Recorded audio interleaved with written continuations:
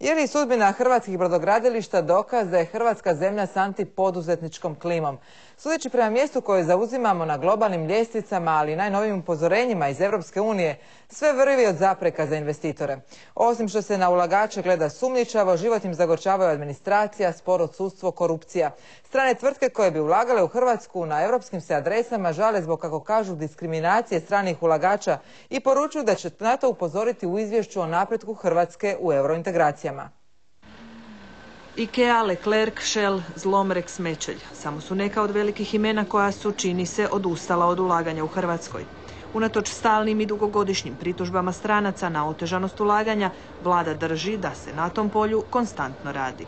Kao što znate, jedna od naših 10 antirecesijskih mjera je bilo i donošenje propisa, donošenje zakona u tom smislu koji ima olakšati i pomoći investitorima da brže i uspješnije ulažu. Izravna strana ulaganja u Hrvatsku lani su iznosila 3 milijarde i 300 milijuna eura. Prva polovica ove godine donijela je tek 900 milijuna eura. Razlog tomu nije samo recesija i prije nje su mnoge tvrtke izmorene birokratskim problemima odlazile iz Hrvatske. Mislim da bi tu trebali biti učinjeni jaki potezi, velike promjene u samim pristupima investicijama i da bi oni koji prodaju i predlažu takve investicije, traže strane ulagače, trebali biti ti koji će srediti sve ove probleme. Iako smo po iznosima stranih ulaganja po stanovniku ispred Slovenije, Bugarske i Slovačke, problem je i u strukturi ulaganja. Malo je od njih greenfield investicija. Varaždin je jedan od rijetkih gradova gdje su takva ulaganja ostvarena, no ni oni nisu imuni na probleme. Kod nas, nažalost, imamo dosta velikih poteškoća s time da imamo nejasna administrativna pravila, da imamo previše papirologije, da ljude selimo od jednog ureda do drugoga i da država ima sustav poticaja, to je šuma propisa u kojoj se strani investitori i domaći investitori ne snalaze. Dakle, ako mene pitate, mislim da je ipak veća odgovornost na državi. Maćehinski odnos prema stranim, ali i domaćim investitorima godišnje odnosi milijune eura i stotine radnih mjesta. Do sada očito nije bilo političke volje za rješavanjem tih problema, pa će možda packe koje dolaze iz Europske unije ubrzati promjene u državnoj administraciji i otvoriti vrata stranim ulaganjima. S nama u studiju je Natko Vlahović, glavni lobist Hrvatske obrtničke komore u Briselu, zastupnik interesa hrvatskog gospodarstva. Dobar večer. Dobar večer. Gospodine Vlahoviću, sinoć ste se vratili iz Brisela gdje već godinama radite kao lobist i zastupnik naših interesa, radili ste u Americi. Što je nama problem? Prije početka dnevnika rekli ste mi da su vam neki poslovni ljudi rekli da je lakše poslovati u Albaniji nego u Hrvatskoj. Zašto je to tako? Jest, to je točna informacija. Nažalost, tako se neki ljudi referiraju na Hrvatsku, međutim, kada govorimo općenito o hrvatskom gospodarstvu, treba reći iz briselske perspektive pogotovo da je naše gospodarstvo još uvijek nereformirano u skladu sa europskim propisima, da Europska unija kada šalje packe Hrvatskoj, a mi to često čujemo, govori o određenim konkretnim područjima koja nisu riješena.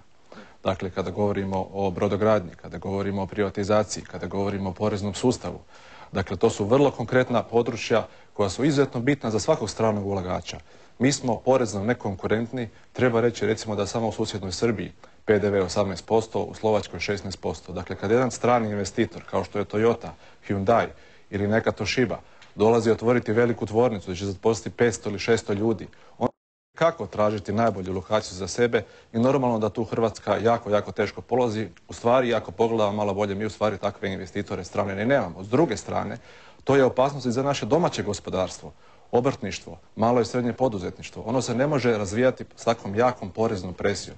Dakle, Europska unija kada govori i kada kritizira Hrvatsku, ona u stvari želi liberalizirati hrvatsku ekonomiju, ona želi reći liberalizirajte napravite svoje reforme kod kuće i normalno onda ćete moći dio biti europskih vrijednosti i europskog sustava. Na kraju krajeva mi smo se obavezali sporazumom o stabilizaciji i pridruživanju na određene konkretne promjene u našem sustavu. Kako se recimo u Briselu gleda na afere, svaki dan novi direktor na naslovnici, svaki dan nova državna tvrtka u aferi? Je li to poduzetnička preporuka, dođite u Hrvatsku, ulažite ili strepite od Hrvatske? Nikako. Mislim, u Briselu radi jedan velik broj Hrvata na prilagodbi Evropskoj uniji, i cijelom pregovaračkom procesu i to nikako njima ne pomaže. Dakle, naši diplomatski napori su izuzetno jaki. Međutim, sa ovakvim porukama, kada strani investitori gledaju, treba uzeti u obzir da je Brisel jedno mjesto gdje su stotine i stotine različitih tvrtki. Tamo su ključna globalna predstavništva od Azije, Afrike, Amerike. Je li to uobičajeno da su stalno pod povećalom različiti direktori velikih kompanija u susjednim europskim državama?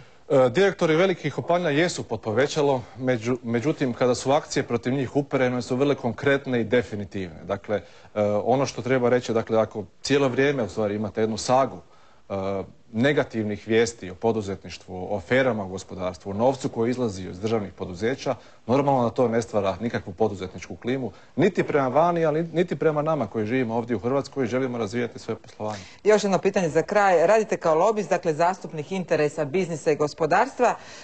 Ovdje u Hrvatskoj se sa podozrenjem gleda na posao lobista. Kakva je razlika između lobista i korupcije? Kako bi nam to objasnili?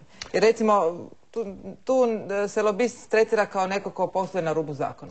Ja bih htio biti vrlo konkretan. Dakle, lobiranje je stvar koja je u svijetu regulirana zakonom, postoje vrlo jasna pravila igre, postoje registri lobisti i slično.